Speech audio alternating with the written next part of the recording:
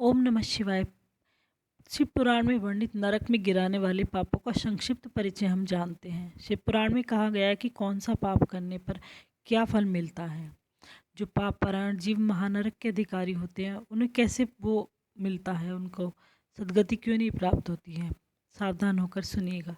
पर स्त्री को प्राप्त करने का संकल्प, पराय धन को अपहरण करने की इच्छा, चित्त के द्वारा अनिष्ट चिंतन तथा न करने योग्य कर्म में प्रवृत्त होने का दुराग्रह, ये 4 प्रकार के मानसिक पाप कर्म हैं।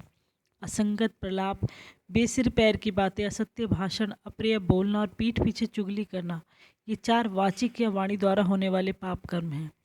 अभक्ष्य भक्षण, प्राणियों की हिंसा, व्यर्थ के कार्यों में लगना और दूसरों के धन को हड़प लेना, ये 4 प्रकार के शारीरिक पाप कर्म हैं।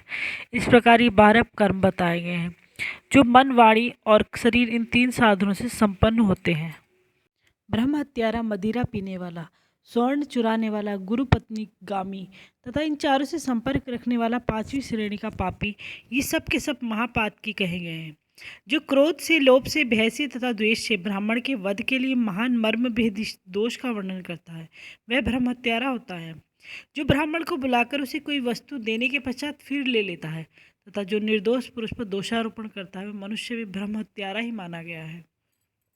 जो दूसरों के यथार्थ गुणों का भी बलात् खंडन करके झूठे गुणों द्वारा अपने आप को उत्कृष्ट सिद्ध करता है, वह निश्चय ही ब्रह्म हत्यारा माना गया है। जो देवताओं, ब्राह्मणों तथा गौ के उपयोग के लिए दी हुई भूमि को हड़ लेता है, उसे ब्रह्म हत्या का पाप लगता है। देवता और ब्राह्मण के धन को हड़ लेने वाला, अन्याय से धन कमाना ब्रह्म हत्या के समान ही माना गया है। किसी के व्रत, नियम तथा यज्ञ को ग्रहण करके उसे त्याग देना तथा पंच महायज्ञ का अनुष्ठान न करना मदिरापान के समान पातक बताया गया है। पिता और माता को त्याग देना, झूठी गवाही देना, ब्राह्मण से झूठा वादा करना, शिव भक्तों को मांस खिलाना तथा अभक्ष्य वस्तु का भक्षण करना ब्रह्म हत्या के तुल्य बताया गया है। ब्रह्म हत्या का दोष उसे लगता है। गौ के मार्ग में, वन में तथा गांव में जो लोग आग लगाते हैं, वे भी ब्रह्म हत्यारे ही कहे गए हैं। ब्राह्मण के द्रव्य का अपहरण करना, पैतृक संपत्ति के बंटवारे में उलटफेर करना, अभिमान और अधिक क्रोध करना, पाखंड फैलाना, कृतज्ञता करना, विश्व में अत्यंत आसक्त होना, कंजूसी करना, सत्पुरुषों से देश करना, परस्त्री समागम करना, श्रेष्ठ कुल की कन्याओं को कलंकित करना, यज्ञ, बाग, बगीचे, सरोवर तथा स्त्री पुरुषों का विक्रय करना, तीर्थ यात्रा, उपवास तथा व्रत एवं उपनयन आदि का सौदा करना, स्त्री के धन से जीविका चलाना, स्त्रियों के अत्यंत वशीभूत होना, स्त्रियों की रक्षा न करना तथा छल से पराई स्त्रियों का सेवन करना, ब्रह्मचर्य आदि व्रतों का त्याग करना, ये सब ब्रह्म हत्या के ही समान होते हैं। इन सब को करने वाला नरकगामी होता है।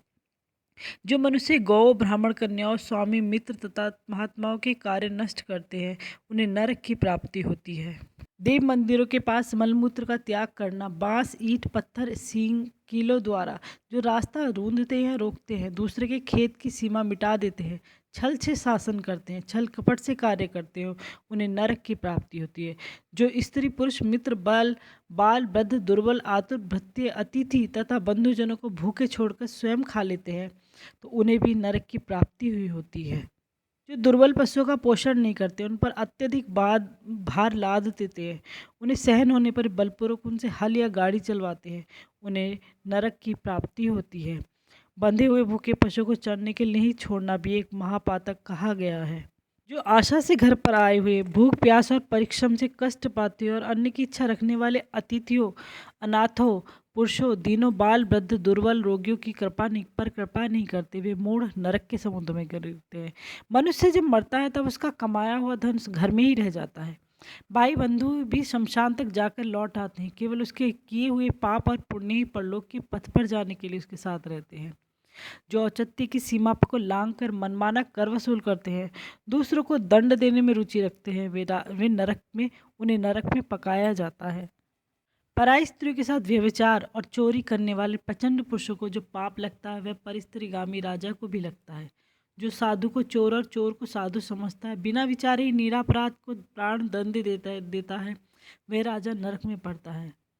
इसमें संशय नहीं है। इस तरह के पापों से युक्त मनुष्य मरने के पश्चात यातना भोगने के लिए नूतन शरीर पाता है, जिसमें संपूर्ण आकार अभिव्यक्त रहते हैं। इसलिए किए हुए पाप का प्रायश्चित कर लेना चाहिए अन्यथा 100 करोड़ कल्पों में भी बिना भोगे हुए पाप का नाश नहीं हो सकता। जो मन और वाणी शरीर द्वारा स्वयं पाप करता है, दूसरे से कराता है तथा किसी के दुष्कर्म का अनुमोदन करता है, उसके लिए पाप गति ही फल है। ये जो हमारे ग्रंथों पुराणों में लिखे हुए हैं, ये कहने को ही नहीं लिखे गए हैं, ये सत्य है। ये बातें सब सत्य है। इंसान अपने कर्मों को भोगता ही है। इंसान को अपने 3 जन्म के कर्म तो याद भी रहते हैं।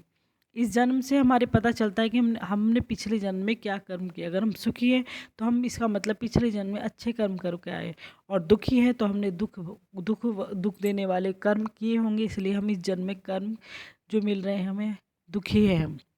और इसी जन्म के कर्म से हमें पता चलता है कि हमें अगला जन्म कैसा मिलेगा।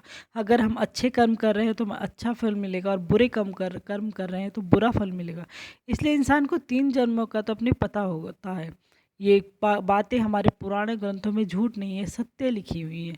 इसलिए इनका पालन करें, सोच समझ कर, कोई पाप ना करे, किसी को कष्ट ना करे, पर स्त्री, पराई नारी, परी लड़कियों पर नज़र, बुरी दृष्टि ना डाले। ओम नमः शिवाय। ओम नमः शिवाय।